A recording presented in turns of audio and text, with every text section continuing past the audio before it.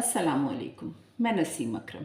आज अप्रैल की 4 तारीख है और ईरान के ख़िलाफ़ अमेरिका और इसराइल के मिलिट्री ऑपरेशन को 36 रोज़ गुज़र चुके हैं और ये ऑपरेशन अभी अपनी तबाही और बर्बादी के साथ आगे बढ़ रहा है। इस वक्त मैं आपके सामने लेकर आई हूँ वर्ल्ड इकोनॉमिक फोरम की जो ग्लोबल रिस्क रिपोर्ट है 2026, जिसके मुताबिक जो ग्लोबल कॉन्फ्लिक्ट्स हैं और जियो इकोनॉमिक्स कॉन्फ्रंट्रेशन है उसकी वजह से अब जो ममालिक हैं उनकी इकोनॉमिक और इंडस्ट्रियल जो पॉलिसीज़ होंगी वो किसी भी किस्म के जो मुतवक्का कॉन्फ्लिक्ट्स हैं उनको मद्देनज़र रख के वो वही उनके की ड्राइवर्स होंगे। ये एक बहुत ही गंभीर सूरत हाल है जिसके दौरान जो स्ट्रेट ऑफ हुर्मुज़ का क्लोज़र है और मिडिल ईस्ट के अंदर जो पेचीदा होते हालात हैं उसमें इंटेंस हो रहा है फ्यूल, फूड, फर्टिलाइज़र और फीड स्टॉक्स का जो क्राइसिस है वो एक बहुत ही ख़तरनाक सूरत हाल की तरफ दुनिया को लेके जा रहा है। मिडिल ईस्ट के अंदर जो इस वक्त जंग चल रही है ये और इसके जो आसार हैं ये बता रहे हैं कि ये तवील जंग होगी। ये अगर इसका 20% जो स्ट्रेट ऑफ हुर्मुज़ के ब्लॉक होने के बाद एक क्राइसिस जो है वो एनर्जी ट्रांजिट के हवाले से हमारे सामने है। बज़ाहिर हम इसे देख रहे हैं कि ये तकरीबन दुनिया की जो ऑयल ट्रेड है उसका हमें दिखाई दे रहा है कि उसकी डिस्रप्शन हुई है या जो गैस की ट्रेड है उसकी डिस्रप्शन हुई है, लेकिन दर हकीकत ये इससे कहीं ज़्यादा संजीदा और पेचीदा जो मामलात हैं उस का बाइस बन रही है। इस वक्त सूरत हाल ये है कि स्ट्रेट ऑफ हुर्मुज़ के बंद होने से एक जानिब जो तेल की कीमतें हैं वो तेज़ी से ऊपर जा रही हैं और एनर्जी शॉर्टेज पैदा हो रही है और उसके अलावा बियॉन्ड एनर्जी ये कॉन्फ्लिक्ट जो है ये इसने डिसरप्ट किया है नॉन ऑयल की कमोडिटीज़ को, जिसमें शामिल है मेथनॉल, एल्युमिनियम, सल्फ़र, ग्रेफाइट और ये बहुत ही अहम फीड स्टॉक्स हैं जो फर्दर दुनिया की जो इकोनॉमी है वो इनके इर्द गिर्द आगे बढ़ती है। ये वो सूरत हाल है जिसके अंदर जो इंडस्ट्रियल एसेंशियल्स हैं वो रीशेप कर रहे हैं, उनकी जो कमी है, उनकी जो डिसरप्शन है वो रीशेप कर रही है ग्लोबल सप्लाई चेन को और ये एक क्राइसिस है जो फर्टिलाइज़र के हवाले से, जो फ्यूचर हार्वेस्ट है और जो मिनरल ड्राइविंग हाईटेक इंडस्ट्रीज़ हैं उसके अंदर तकरीबन 9 ऐसे बहुत ही अहम फीड स्टॉक के हवाले से ऐसे एलिमेंट्स हैं कि जो उनका एक क्राइसिस पैदा हो गया है और इसी के साथ ऑयल, एनर्जी और फीड स्टॉक के क्राइसिस के साथ साथ ये एक क्राइसिस है जो सी बॉन्ड ट्रेड होती है डिस्पाइट ऑयल और एनर्जी के जो अदर गुड्स हैं उनकी एक बहुत बड़ी जो एक्सपोर्ट है वो वेस्ट से और एशिया से गल्फ़ के कंट्रीज़ के लिए होती है और इसका अंदाज़ा आप इस बात से लगाएं कि मोर देन 30,000 शिप्स जो हैं वो अराउंड द ग्लोब तकरीबन 11% जो सी बॉन्ड ट्रेड है उसका वॉल्यूम जो है वो स्ट्रेट ऑफ हुर्मुज़ के थ्रू गल्फ़ कंट्रीज़ के लिए आता है और ये जो 34% जो सी बॉन्ड ऑयल एक्सपोर्ट्स हैं उसके अलावा 19% नेचुरल गैस की जो शिपमेंट्स हैं वो भी स्ट्रेट ऑफ हुर्मुज़ से गुज़रती हैं और इसकी वजह से ये जो सूरत हाल है जिसमें एक जानिब फूड का क्राइसिस पैदा हो रहा है, फर्टिलाइज़र का क्राइसिस है, फ्यूल का क्राइसिस है और फीड स्टॉक का जो गहरा होता हुआ क्राइसिस है उसने वर्ल्ड इकोनॉमी के हवाले से बहुत ख़तरनाक सूरत हाल जो है वो उसको जन्म दिया है।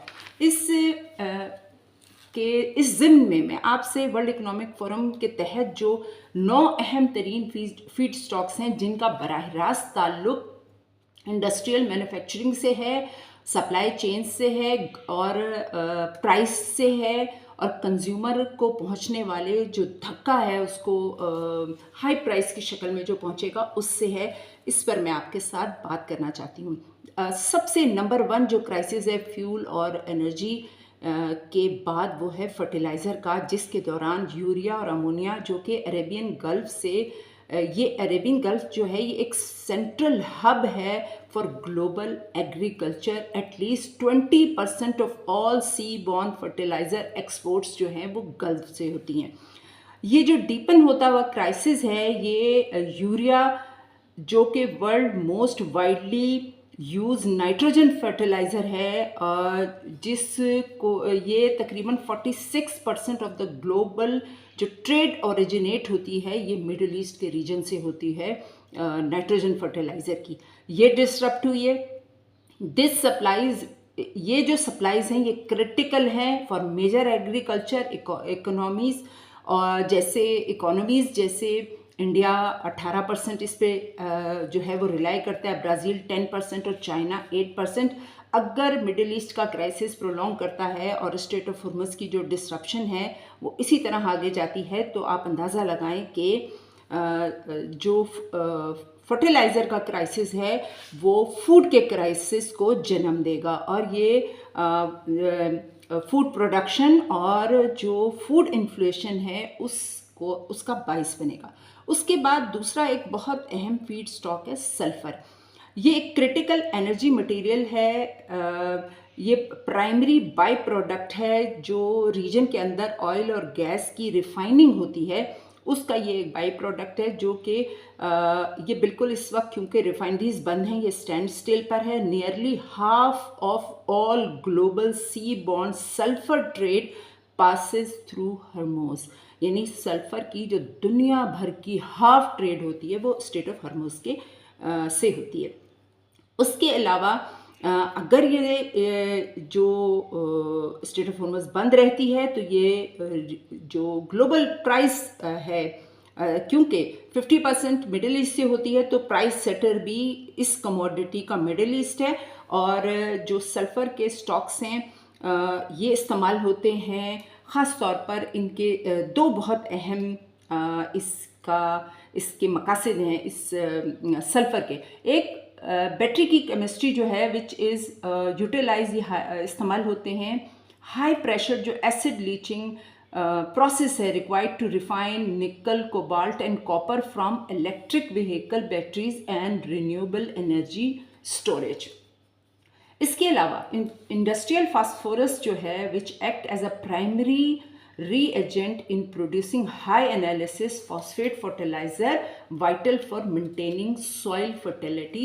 ये आप इसका अंदाज़ा लगाएं कि ये फर्टिलाइज़र के लिए कितना अहम है। उसके बाद लैक ऑफ अवेलेबिलिटी जो है वो इंडस्ट्रियल स्लो डाउन का बायस बनेगी, और इसके जो ख़ास हब हैं वो इंडोनेशिया और the copper belt of Africa जो है वहाँ से ये यहाँ आते हैं, और ये price surge disturbing threaten the जो बोथ सस्टेनेबल ट्रांसपोर्ट है और high large scale commercial farming है ये उसको नुकसान पहुँचाएगी। उसके बाद जो एलिमेंट आता है मेथनॉल का, ऑयल और गैस की बाई प्रोडक्ट्स कितनी अहम हैं, ये फीड स्टॉक दुनिया भर के अंदर जो इंडस्ट्रीज़ के अंदर मैन्युफैक्चरिंग होती है उसका रॉ मटेरियल ये प्रोवाइड करता है। मेथनॉल जो है ये तकरीबन 1/3 ऑफ ग्लोबल मेथनॉल ट्रेड जो होती है वो हॉर्मुज़ से पास होती है। ये जो डिसरप्शन है ये सप्लाई चेन को टाइटन कर रही है, और एक की केमिकल फीड स्टॉक जो है जो प्लास्टिक कोटिंग रेजन्स और ये जो इफ़ेक्ट्स हैं केमिकल वैल्यू चेन्स को इसके अंदर बहुत ज़्यादा इसके ऊपर प्रेशर आया है, और ये बहुत अहम है particularly for China the world largest methanol buyer.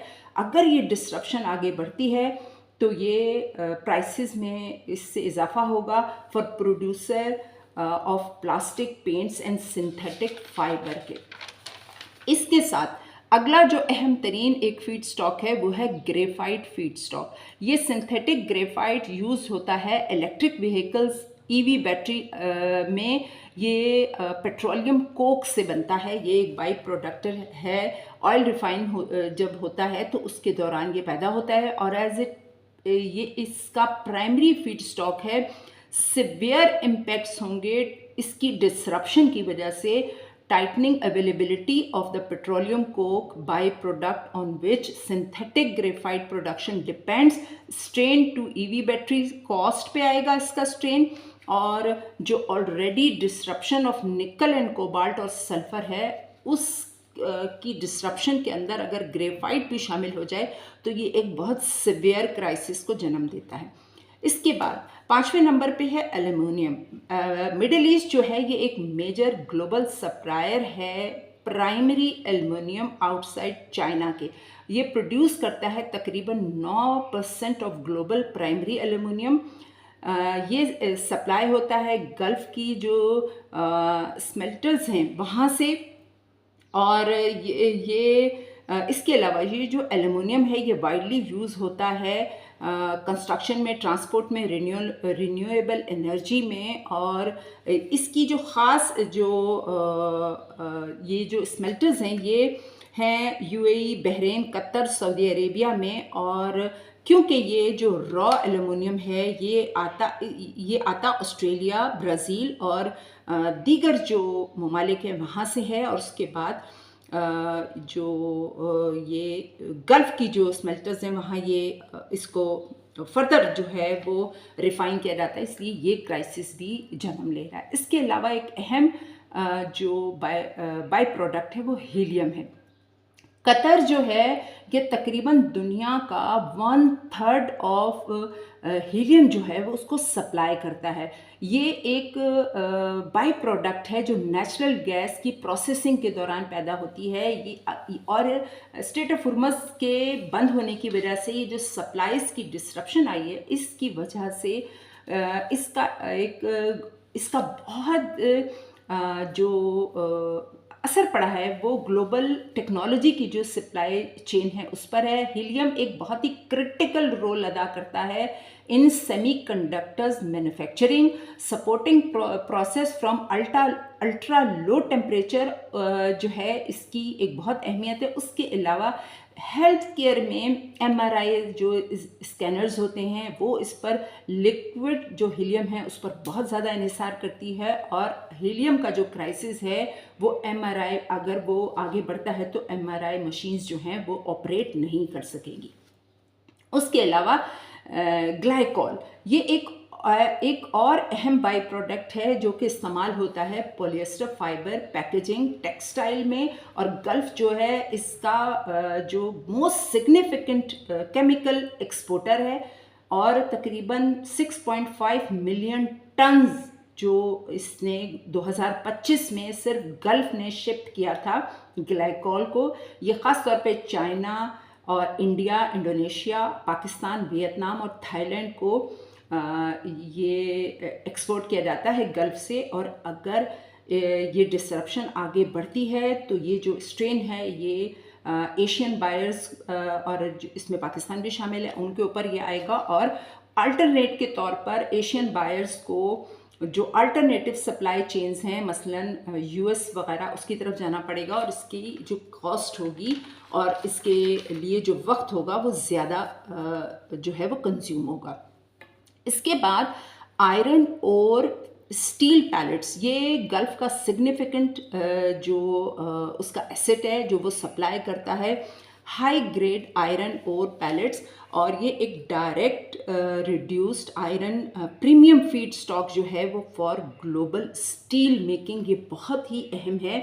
Ship owners जो ये पूरा जो ट्रेड होता है सी बॉन्ड ट्रेड इसके हवाले से, क्योंकि मिडिल ईस्ट के अंदर एक कॉन्फ्लिक्ट जो है वो गहरे से गहरा हो रहा है, इसलिए ना तो जो इंश्योरेंस एजेंसीज़ हैं वो इन शिपिंग जो फ्लीट्स हैं उनको इंश्योरेंस की ज़ाहिर है कि सूरत हाल बहुत ख़राब है और इसी तरीके से ये ट्रेड जो है वो बिल्कुल बंद है, जिसकी वजह से जो स्टील इंडस्ट्री है वो भी एक मुमकिना बहरान से दो चार है। और हम जानते हैं कि जो हमारी ग्लोबल जो रिक्वायरमेंट है स्टील की वो बहुत ज़्यादा इन्हिसार करती है मिडिल ईस्ट से आने वाली जो आयरन ओर और स्टील पैलेट्स हैं। इसके बाद ग्रीन हाइड्रोजन जो इंफ्रास्ट्रक्चर है उसके में आप ये इसके बारे में ये है कि ये जो क्राइसिस है जिसने डिसरप्ट किया है क्लीन एनर्जी की तरफ जो एक शिफ्ट था